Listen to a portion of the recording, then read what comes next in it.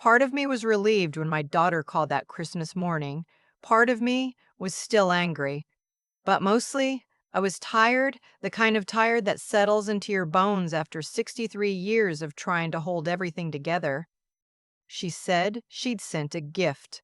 A fruitcake, she told me, the kind from that bakery in Oakville she knew I loved when she was small. I ordered it special, Mom. I had it shipped right to your door. I found the box on the porch the evening before, half buried under a dusting of December snow. It was beautifully wrapped, a red ribbon, a little pine sprig tucked under the bow.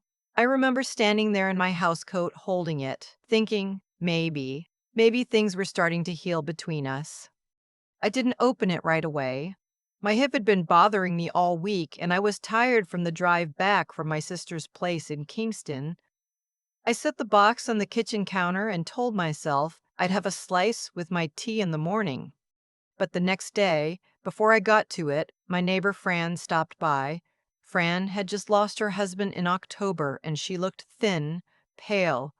She'd brought over a container of shortbread she'd made, said baking helped her keep busy. I invited her in, we sat at the kitchen table, and I remembered the cake. I said, "My daughter sent this all the way from Oakville, let's have some." Fran's face lit up the way faces do when someone's been alone too long and someone else notices. We ate 2 slices each. I made tea. We talked for 2 hours about her husband, about the cold, about her grandchildren in Winnipeg. It was a good morning, actually. One of the better ones I'd had in a while. That evening, my daughter called again. "Did you get the cake, Mom? Did you try it?" I told her yes. I said it was lovely. I said thank you. And then, because Fran had enjoyed it so much and I thought it would make my daughter feel good, I mentioned it, that I'd shared it with my neighbor, that Fran had just lost her husband and needed the company. I said she just loved it. Said it was the best fruitcake she'd ever had. There was a pause, a strange pause. Not the kind where someone is touched by a kind gesture. The kind where someone is calculating. Then she said, "You gave it to her." And something in her voice, something thin and tight, made my stomach go cold. I said, "Yes. I shared it with Fran. Was that a problem?" She said no. She said of course not. She said she was just surprised. We hung up 20 minutes later, and I stood in my kitchen for a long time, looking at the remaining cake on the counter, and I thought about that pause. I thought about the way she'd said you gave it to her, not with warmth, not with amusement, with something else entirely. I cut a small piece and set it on the counter. I didn't eat it. I want to be honest with you. I don't know exactly when I stopped fully trusting my daughter. It happened gradually, the way most painful things do. Not all at once, but in small increments, like water wearing down stone. Her name is Beverly. She's 38. She works in real estate in the greater Toronto area, and she has always known the value of things. Not people, things. When her father, my husband Norm, passed away 4 years ago, I watched her change. Or maybe I watched myself finally see her clearly. She flew in from Toronto the day after he died, and before the week was out, she'd asked me twice about the will. Gently, with that careful smile she wears when she wants something. I told her Norm had left everything to me as we'd agreed. She nodded. She said of course she understood completely. But I noticed she started calling more after that, visiting more, asking about the house, whether I'd thought about downsizing, whether I'd looked into what the market was doing, whether I found the upkeep a lot to manage on my own. The house is a 4-bedroom in Barrie that Norm and I bought in 1989. It's paid off. It's mine. And according to Beverly, I should have been looking at condos in Collingwood. I had a son-in-law in the picture too, Beverly's husband, a man I'll call by what he was to me, which was polite on the outside and calculating just underneath. He worked in finance, and he had a way of steering conversations toward money without ever seeming to. He once sat at my kitchen table and walked me through something he called a family equity plan, a way, he said, to protect assets across generations. I listened, I smiled, I did not sign anything. That was 3 years ago. After that, the visits became less frequent, which told me everything. But Beverly kept calling. She sent birthday cards. She made the right gestures at the right times. When I had my hip surgery last spring, she brought soup and stayed the weekend. I let myself believe, more than once, that I had imagined the coldness underneath. I suppose that's the thing about loving your children. You want to be wrong about them so badly that you help them fool you. My younger son, Teddy, Theodore, but nobody's called him that since he was 12, is the opposite of his sister in almost every way. He's 40 now, works in trades up in Sudbury, makes decent money, drives a truck that's always filthy and always has some piece of equipment rattling around in the back. He sends me texts with typos. He forgets birthdays. He once showed up at Christmas with a bottle of wine he'd clearly grabbed at the gas station. But when I had my hip surgery and Beverly went home Sunday evening, it was Teddy who drove down Monday morning to make sure I had groceries. He didn't make a fuss about it. He just showed up. He knew I loved fruitcake, by the way. It was one of the few Christmas traditions I'd kept since my own mother passed. Teddy used to beg me to make it every December. He'd eat half of it before Christmas Day. Beverly knew that too. After that strange phone call in December, I started paying closer attention. It wasn't anything dramatic. It was small things. A question she'd asked in the fall about whether I'd updated my beneficiary designations on my insurance policy. A comment she'd made, almost offhand, about how Barry real estate was really softening and how I'd lose value if I waited too long to sell. A conversation she'd had with my doctor, about whether I was managing all right independently, which my doctor mentioned to me at my next appointment with a slightly puzzled expression. Then in February, Teddy called me. He'd run into someone, a woman who worked at the insurance company that held my life insurance policy, a policy Norm had set up years ago. Without getting into details I won't fully understand even now, Teddy told me this woman had mentioned, in passing, that someone had been making inquiries about the policy, about the payout structure, about what happened to the money if I died before making any changes to the beneficiary. Teddy didn't say his sister's name. He didn't have to. I sat down on the couch. I sat there for a long time. I thought about the fruitcake. I thought about that pause on the phone. And then I thought about Fran, who'd eaten 2 slices of that cake and then gone home and spent the next 3 days in bed with what she described as a terrible stomach flu. She'd called it a flu. I'd assumed it was grief, stress, her immune system run down. She was back on her feet by New Year's, but she'd been quite sick. I had not eaten any of the cake myself. I'd been about to, and then I'd cut a piece and left it on the counter and never gone back to it. I went to the kitchen. The remaining cake was still in the box in the refrigerator where I'd put it after Fran left. I looked at it for a moment. Then I closed the refrigerator and called my family doctor. I want to be careful here because I am not a scientist. I am not a police officer. I am a 63-year-old woman who spent 30 years as a school administrator and who learned long ago how to read between the lines of what people say and what they mean. What I know is this: my doctor connected me with the right people. The cake was examined. I don't know everything they found or the precise language they used to describe it, but I know that what was in that cake should not have been there.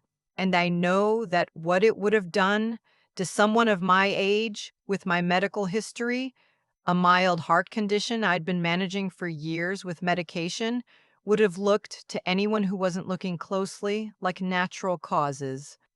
I also know that Fran recovered fully because she was younger than me and did not share my particular vulnerabilities.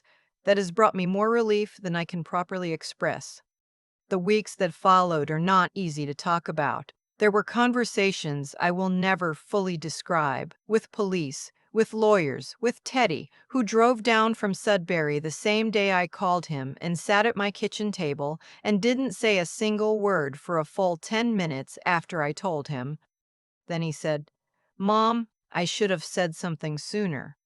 I had a bad feeling for over a year." I told him I had too. Beverly denied everything. Of course she did.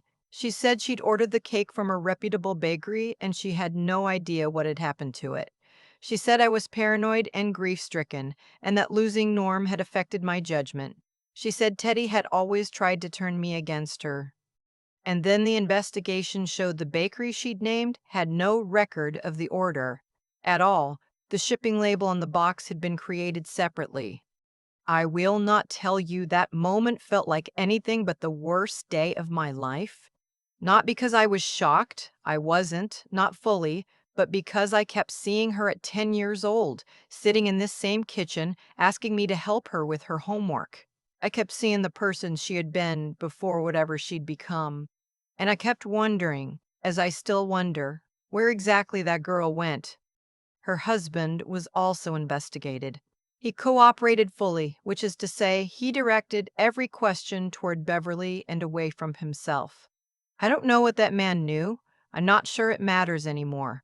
The case moved through the system the way these things do in Ontario, slowly, bureaucratically, with a great deal of waiting. What I can tell you is that Beverly faced charges. What I can tell you is that she did not come out of it the way she planned to. She did not get the house. She did not get the insurance money. She did not get any of what Norm and I spent 40 years building together. What she got instead was a criminal record, a marriage that collapsed within 8 months of the charges being laid, and the knowledge that the brother she'd spent years dismissing, the one she'd called the screw-up at family dinners, the one she'd once told me I'd coddled too much, is now the person who sits with me at Christmas. Teddy drove down last December. He brought wine from an actual liquor store this time.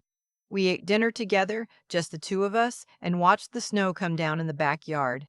The same backyard where I used to push both of them on the tire swing that Norm hung from the old maple. I made my own fruitcake that year. I've made it every Christmas since my mother taught me how, and I wasn't about to let anyone take that from me. We sat at the table, and I watched my son eat 2 slices and ask for a third, and I thought, this is what's left.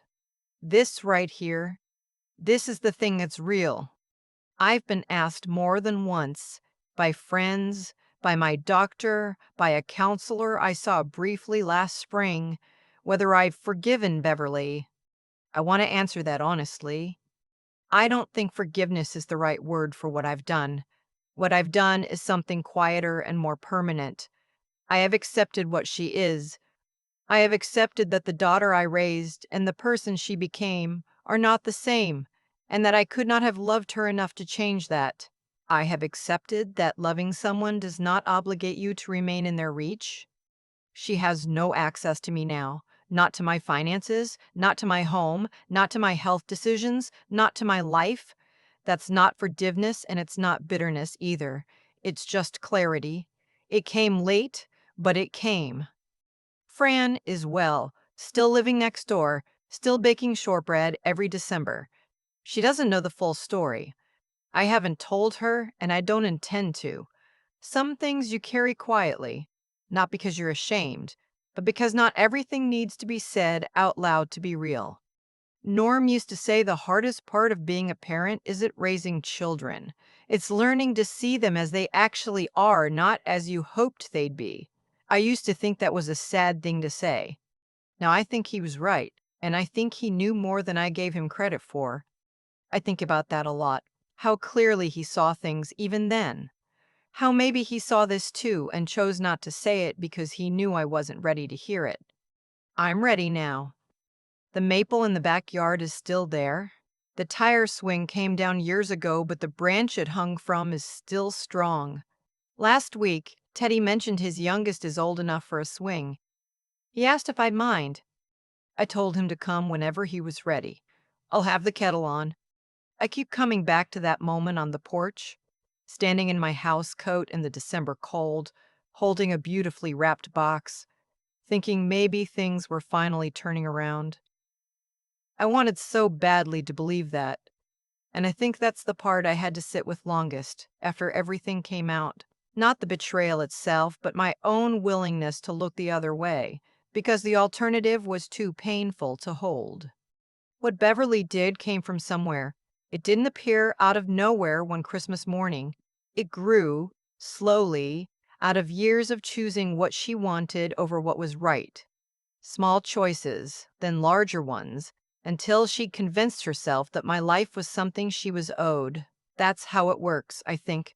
Not in one dramatic moment, but in the quiet accumulation of decisions that each seemed just barely justifiable at the time. And then one day you've crossed a line so far, you can't even see where it was anymore. I'm not angry at her the way I was in those first months. What I feel now is closer to grief. Because somewhere inside the woman who ordered that cake is the 10-year-old who used to sit at my kitchen table asking for help with her homework. Those two people are connected, and I'll never fully understand how one became the other. But I've had to accept that understanding it isn't something I'm owed either. What I know is this: the things that saved me weren't luck, though there was luck involved. What saved me was paying attention. It was noticing the pause in her voice. It was trusting the thing in my gut that had been whispering for years that something wasn't right. I'd spent a long time talking myself out of that voice because listening to it meant accepting something I didn't want to be true. Learning to trust your own judgment, especially when it's inconvenient, especially when it's about someone you love. That takes a kind of honesty with yourself that doesn't come easily. It didn't come easily to me. And then there's Teddy, who drove 4 hours without being asked, who sat at my table and said nothing for 10 full minutes because he understood that sometimes nothing is the right thing to say. He'd had his own bad feeling for over a year, and he'd said something anyway, even knowing it might cost him. That takes something real, not bravado. Something quieter than that. The willingness to do the hard thing, even when you're not sure how it'll land. I think about what I want to carry forward from all of this. Not the fear, not the suspicion. I don't want to become someone who trusts no one. But I do want to stay honest with myself the way I wasn't for too long. I want to keep choosing the people who show up over the people who only call when there's something in it for them. I want to be the kind of person Teddy drove 4 hours for, worth the trip not because of what I own, but because of who I am when no one's watching. The maple is still standing. The kettle will be on.